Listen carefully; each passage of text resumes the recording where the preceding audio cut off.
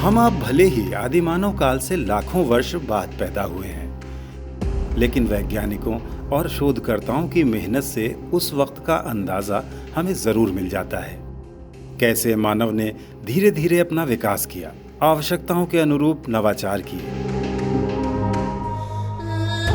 माना जाता है कि आधुनिक प्रारंभिक मानव से भी पहले शुरुआती निएंडरथल या होमो हीडेलबर्गेसिस मानव प्रजातियों ने शिकार करना शुरू कर दिया था।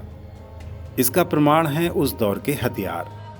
लेकिन मानव के सामने बड़े और खूंखार जानवरों का शिकार करने की समस्या थी। उसे ऐसे समाधान की जरूरत थी जिससे इन जानवरों से दूर रहकर उनका शिकार किया जा सके। उसने लंबी लकड़ी के सिरे पर नुकीली, भेद सकने वाली नोक तैयार की, जिसे अब हम भाले के नाम से जानते हैं। अब उसके लिए दूर से शिकार करना मुमकिन था। इनका प्रमाणिक उदाहरण जर्मनी के हनोवर के पास शॉनिंगन की एक कोयला खदान में मिलता है, जहां पाए गए 3 लकड़ी के भाले जीवाश्म की रेडियो कार्बन डेटिंग के आधार पर 4 लाख वर्ष पुराने पाए गए। भाले की खोज ने प्रारंभिक मनुष्यों के सांस्कृतिक और सामाजिक विकास में क्रांति ला दी।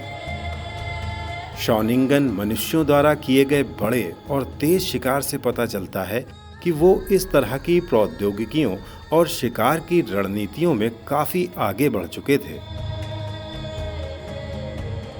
मध्य पुरापाषाण कालीन मनुष्यों ने परतदार किनारों वाले जटिल पत्थर के ब्लेड बनाना शुरू किया, जिनका उपयोग भाले के सिर के रूप में किया जाता था। इन पत्थर के सिरों को गोंद या राल या जानवरों की नस, चमड़े की पट्टियों या वनस्पति पदार्थ से बने बाइंडिंग द्वारा भाले की शाफ्ट पर लगाया जा सकता था।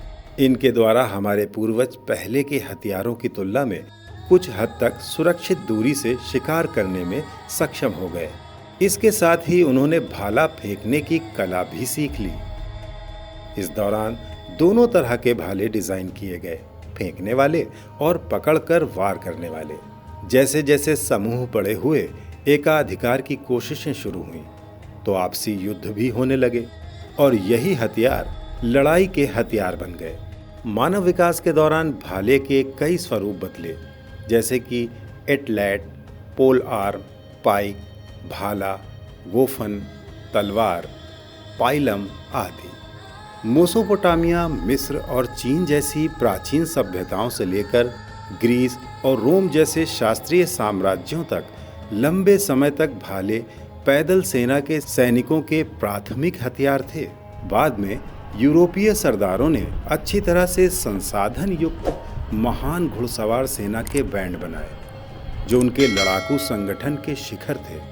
और इन शूरवीरों के पास लंबे भाले होते थे, जिन्हें लांस कहा जाता था। वक्त के साथ हथियार बदल गए, लेकिन आज भी भाला ऐतिहासिक पहचान के साथ पारंपरिक और सांस्कृतिक समारोहों में प्रतीक के तौर पर इस्तेमाल होता है। सरकारी शासकीय कार्यक्रमों के अलावा लोग शादी ब्याह जैसे निजी समारोहों में भी नकली ही सही, लेकिन भालाधारी द्वारपाल खड़े करने को शान समझते हैं। यानी भाले का अपना ही एक महत्व बना हुआ है।